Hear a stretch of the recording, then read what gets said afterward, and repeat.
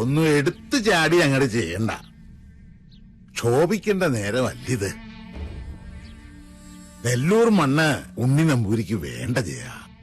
ആ മോഹം മനസ്സിൽ അങ്ങോട്ട് മുറിക്ക. അച്ഛാ, രാജീവൻ വല്ലാതെ അങ്ങ് മോഹിച്ചുപോയി. എന്റെ മോളെയോ ചെമ്പ്രയിലെ മണ്ണോ? അല്ലാതിപ്പോ ചെമ്പ്രയിലെ പെണ്ണും ചെമ്പ്രയിലെ മണ്ണും രാജീവിന് വേണം, അല്ലേ രാജീവ? ഗൗരി എവിടെ? ഗിരീഷൻ എവിടെ? ഞാൻ പറയുന്ന അവർക്ക് മനസ്സിലാവൂ. ഗിരീഷ, ഗിരീഷ!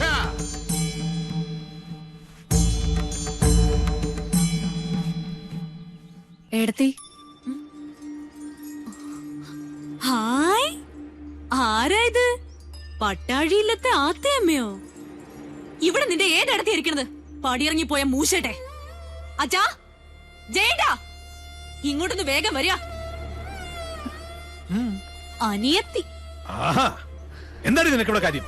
എടി എന്താന്ന്? അച്ഛന്റെ ആംഗ്ലമാരുടെ മുഖത്ത് ചവിട്ടി തേച്ച് ഇറങ്ങിപ്പോളല്ലേ നീ? മറന്നിട്ടില്ലൊന്നും. നേർന്നെറിയും കെട്ടവളെ.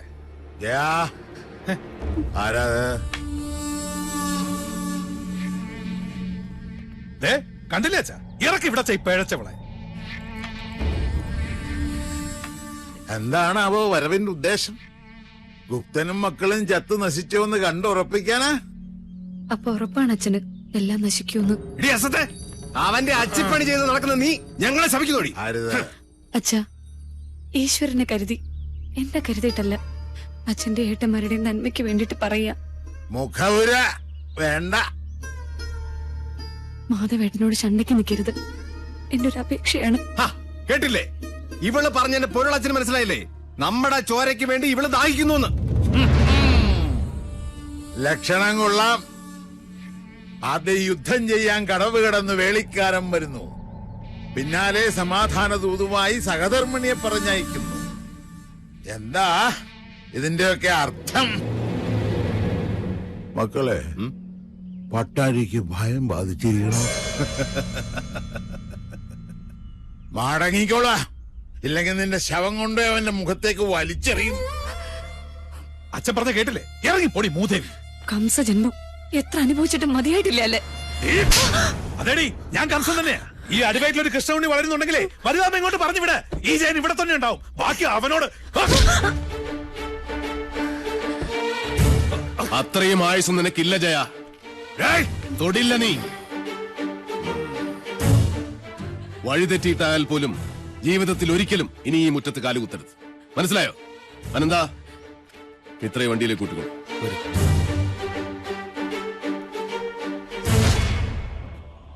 ഏതൊരു പെണ്ണിനും സ്വന്തം വീട്ടുമുറ്റത്ത് വന്ന് നിൽക്കുമ്പോ ഒരു വിശ്വാസമുണ്ട്. എത്ര വെറുത്താലും അവമാനം ചാട്ടിയിറക്കി വിടില്ലെന്ന്. നിങ്ങളത് തകർത്തു. വെറി പിടിച്ച നിങ്ങളുടെ മനസ്സ് പിതൃസ്ഥാനത്തിന്റെ മഹത്വം മറന്നുപോയിരിക്കുന്നു. സൂക്ഷിച്ചോ ചിത്രഗുപ്ത, നിങ്ങളുടെ കൈവെള്ളയിൽ 1000 രേഖ. സാവിത്രി, ഇവന്റെ നെഞ്ചു വലിച്ചു കീറി ചങ്കെടുത്ത് എന്റെ മുന്നിൽ വെച്ചു തരൂ, എങ്കിലേ എനിക്ക് തൃപ്തിയാവൂ. പെറ്റ തള്ളയെ വിളിച്ച് നെഞ്ചിലിടിച്ച് ഓരിയിടാൻ ഇനിയും അവസരമുണ്ടാവും. അപ്പ മതി മുക്ര. ഓ, ഇതാണല്ലേ ആ മാതാമഹ, കാരണവരുടെ വാടക കൊലയാളി.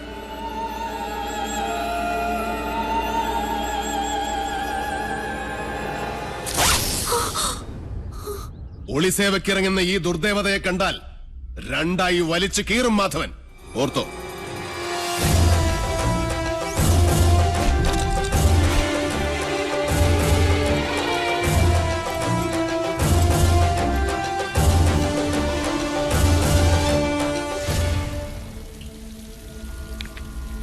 മണിയങ്കോട്ടെ കാരണവരും മക്കളും നെല്ലൂർ മനയുടെ കുറെ കരഭൂമി വെട്ടിപ്പിടിച്ച് അനുഭവിക്കുന്നുണ്ട്. അടിച്ചിറക്കണ ആസത്തുകൾ അവിടെ നിന്ന്. പടിയിറക്കി നാട് കെട്ടണ ജോലി നാളെ തന്നെ അങ്ങോട്ട് തുടങ്ങിയാലോ? നല്ലത്. അത് നാളെ തന്നെ തീർപ്പാക്കണം. വരിക.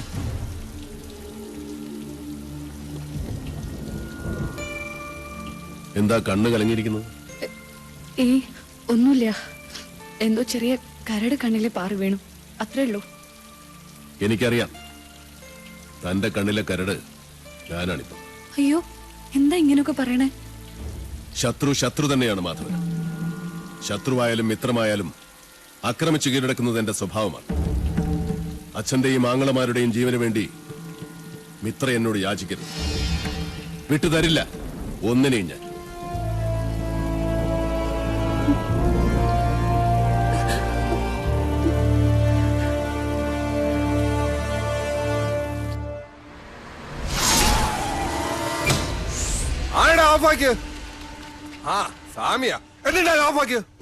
അക്ഷരമറിയാവുന്നവനല്ലേ ഈ കോർട്ട് ഓർഡർ ഒന്ന് വായിച്ചു കൊടുക്ക്. എന്താ ഇത്? നിന്നെയൊക്കെ ഇവിടുന്ന് വലിച്ചിറക്കാനുള്ള കോർട്ട് ഓർഡറാ. ഊട്ടി പൊക്കണം. സ്വയം ഇറങ്ങണോ അതോ കഴുത്തിന് കുത്തി ഇറക്കി വിടണോ? എടാ വാസു, യവന്മാരെടുത്ത് ചീന്തി ചിന്തരടാ.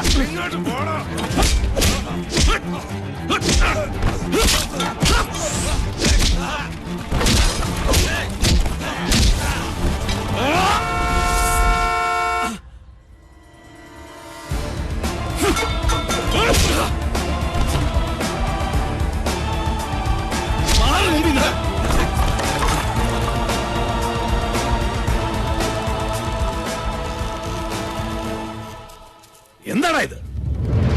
നേരെ വായിച്ചു നോക്ക്. വീഴറിയടാ ഈ സ്വാമിമാരുടെ കൈയും കാലും.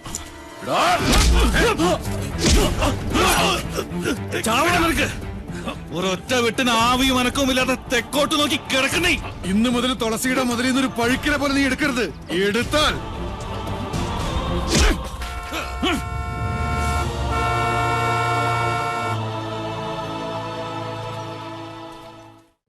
എല്ലാം നശിച്ചു, നശിപ്പിച്ചു.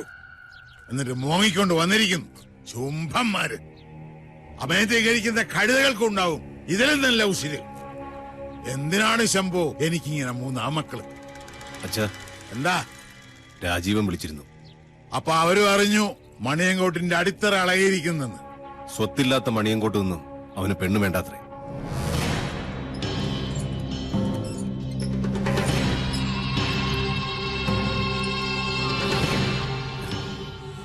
എന്റെ സാവിത്രി,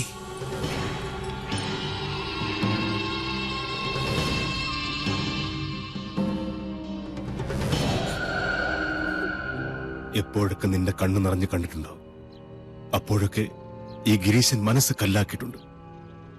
കൊന്നവന്റെ ശവം മരിച്ചവന്റെ മുറ്റത്ത് ദഹിക്കണം. മണിയങ്കോട്ടെ പഴയ ആചാരങ്ങൾ തെറ്റിക്കണ്ട. അതിന് കരളുറപ്പുള്ള ആരെങ്കിലും ഉണ്ടോടാ ഇവിടെ? അച്ഛൻ പുലർച്ചെ പുഴക്കരെ കാത്തു നിന്നോ? കണി കാണാം മാധവന്റെ ചേട്ടം. വാടാ ഗിരീശ.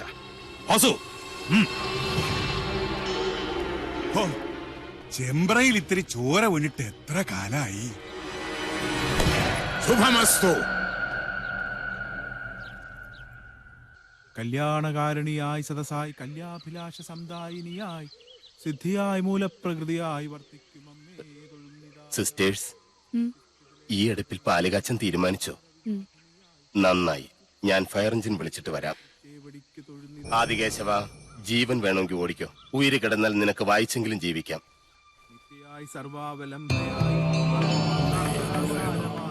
തുളസി, അന്നപതിയായ അഗ്നിയെയും മഹാലക്ഷ്മിയെയും മനസ്സിൽ ധ്യാനിച്ച് നെല്ലൂർ മനയിലെ അഗ്നിശാലയെ ഞാൻ വീണ്ടും ഉണർത്താൻ പോകുന്നു.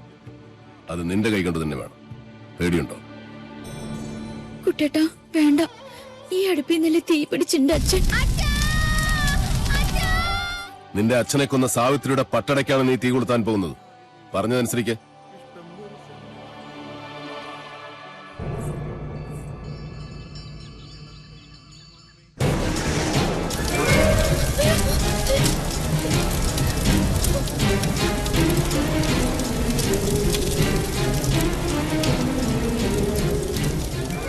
ഏതു തച്ചനും വർജിക്കേണ്ട വായു കോണിലാണ് ഈ വീടിന്റെ അടുക്കള.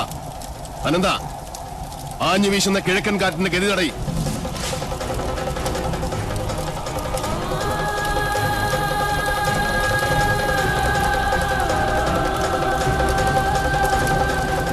എവിടെ കാട്ടുതീ പോലെ ആളിപ്പടരുന്ന സാവിത്രിയുടെ പ്രതികാരാഗ്നി? എവിടെ ഹരിനാരായണനെ കൊന്ന ശവദാഹികളായ തീനാമ്പുകൾ?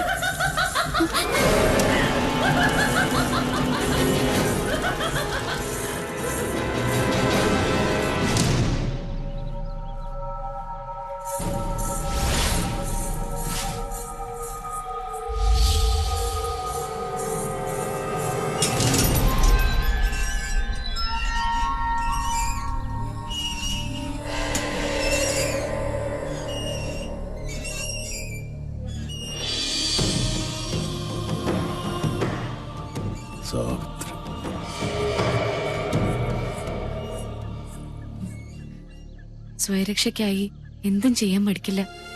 അച്ഛനോ മക്കളോ അതോ കീഴടങ്ങാൻ മടിക്കുന്ന ഈ ദുഷ്ടരാക്ഷസി? ആരായാലും ഈ പിത്തലാട്ടങ്ങൾ കണ്ട് ഭയപ്പെടുന്നവനല്ല മാധവൻ. അതെ, എല്ലാരും വരിക. അടുപ്പിൽ പാല് തളിച്ചു തൂവി. പൂർവികരുടെ കാലത്ത് നടക്കാതെ പോയ ഗൃഹപ്രവേശം ഇപ്പോഴാ നടന്നത്. ഇപ്പൊ ഇതൊരു വീടായി. അതെ, ഇതൊരു ലക്ഷണമൊത്ത മനുഷ്യാലയമാകാൻ പോകും. നിനക്ക് ഞാൻ തന്ന വാക്ക് പാലിക്കാൻ കുട്ടേട്ടൻ ഒരു അല്പദൂരം കൂടെ സഞ്ചരിച്ചാൽ മതി. പ്രാർത്ഥിക്കുന്നേ, സാവിത്രിയുടെ അന്ത്യം കാണാൻ കാത്തിരിക്കുന്ന നിന്റെ പൂർവികരുടെ ആശീർവാദത്തിനായി.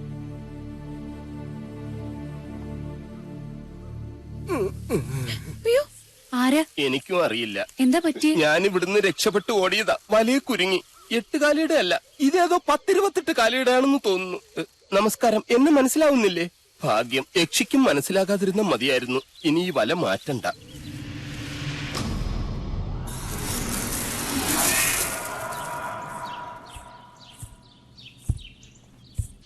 ഇനി ഒരിടം കൂടിയേ ബാക്കിയുള്ളൂ. ആ കൊലയാളി വാവലുകൾ പാറിപ്പറക്കുന്ന ആ മുറി. ആ ക്ഷേത്രത്തിൽ ഭുവനേശ്വരിക്ക് മാത്രമല്ല പ്രതിഷ്ഠ. പാലച്ചൂട്ടിൽ താത്രിക്കുമുണ്ട്. അവിടെ വിളക്ക് വെച്ച് തൊഴുതു നിൽക്കുന്നു മറ്റൊരു യക്ഷി. ആരാ? നിന്റെ അടുത്തി തുളസിയുടെ അകത്തുണ്ട്. അവള് മച്ചില് വിളക്ക് വെക്കാൻ ഒരുങ്ങാ. എന്ത് വിട്ടിത്താ നീ കാണിച്ചത്? അവളെ ഒറ്റയ്ക്ക് മച്ചിലേക്ക് അയച്ചിട്ട് നീ ഇവിടെ വന്ന് നിൽക്ക.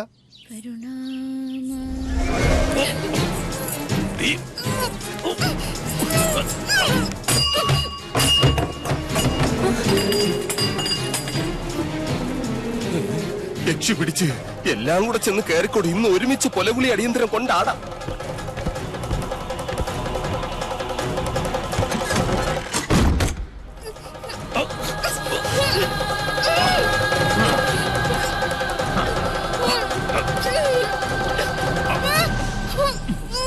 ഇത് ഞാൻ തന്നെ അളിയ മണിയങ്കോട്ട് ജയൻ. എന്നെയാണ് നിനക്ക് വേണ്ടതെങ്കിൽ ആ സാധുവിനെ വെറുതെ വിട്.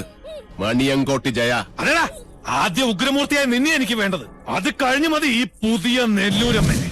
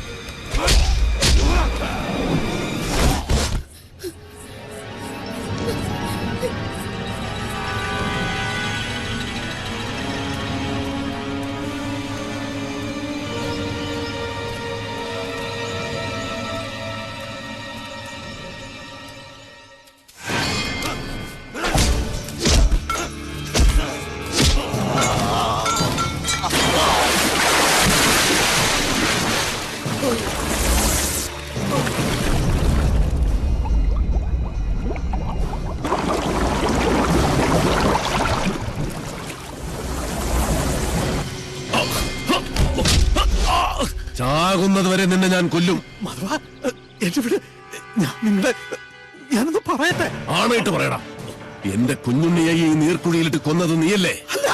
ജന്മം പിഴച്ച ദുഷ്ടനും മന്ത്രമില്ലാത്ത ദുർദേവതയും നശിക്കും. ഭൂമിയിൽ നശിക്കണം.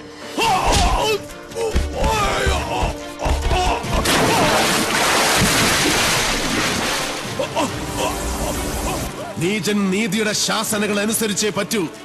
നിശ്ചയിക്കപ്പെട്ട മരണമാണ് നിന്റേത്. കൊണ്ടുപോയിക്കോളൂ. കൊണ്ടുപോയി തിന്ന സാവിത്രി നിന്റെ മകനെ.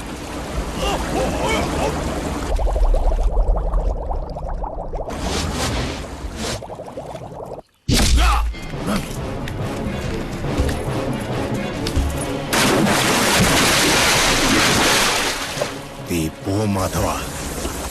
നിന്റെ ശവവും കാത്ത് എന്റെ അച്ഛൻ ചെമ്പ്രപ്പുഴക്കരയിൽ കാത്തു നിൽപ്പുണ്ട്. പോ, മുങ്ങിച്ചാവ്.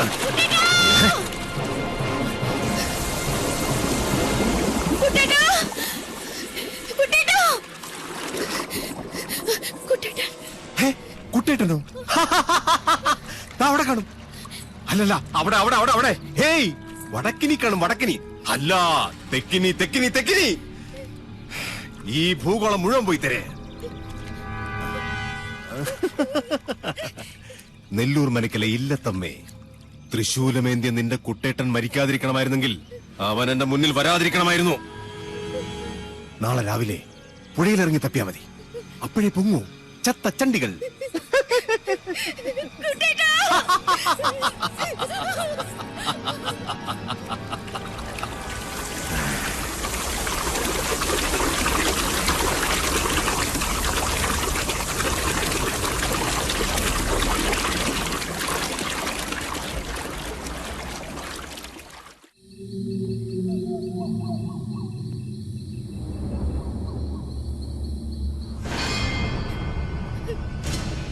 അതി എന്ത് സംഭവിച്ചാലും വീടിന് പുറത്തേക്ക് ഇറങ്ങരുത്. ശരി, വരിക. കുട്ടേട്ടാ, കുട്ടേട്ടാ,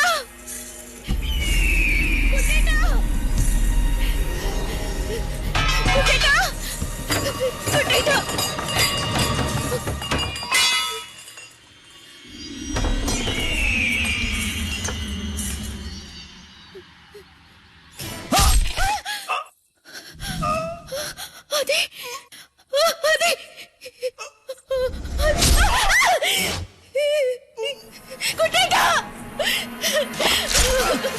കുട്ടേട്ടാ.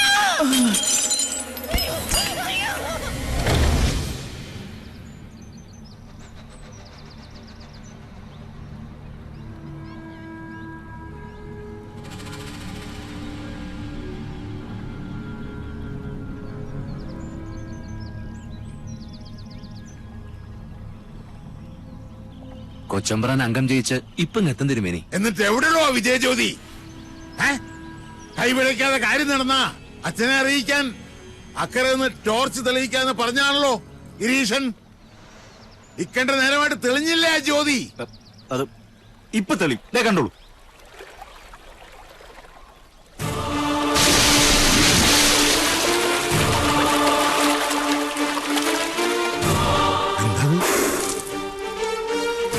തമ്പുരാനെ, വട്ടാഴി തിരുമേനിയല്ലേ? ആദ്യമായിട്ടാ നെല്ലൂർ കുളത്തിൽ വീണ ഒരാൾ ജീവനോടെ. തമ്പ്രാനെ,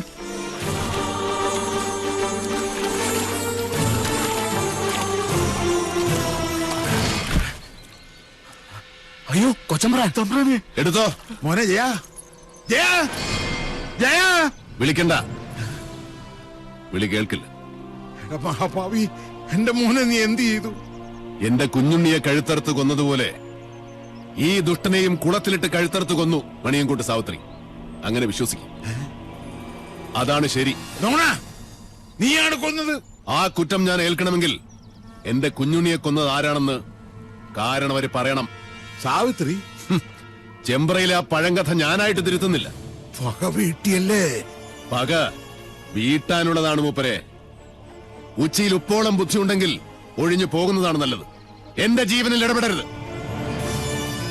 ഇതുകൊണ്ടൊന്നും തീരില്ല. കാരണവരെ, എന്റെ കുഞ്ഞുണ്ണിയെ കൊന്നതിന്റെ കണക്ക് ഞാൻ ചോദിക്കാൻ പോകുന്നതേ ഉള്ളൂ.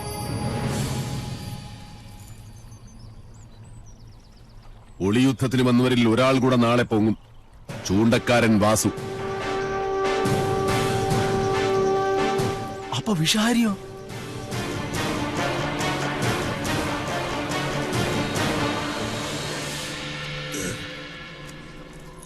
മോനെ, മോനെ.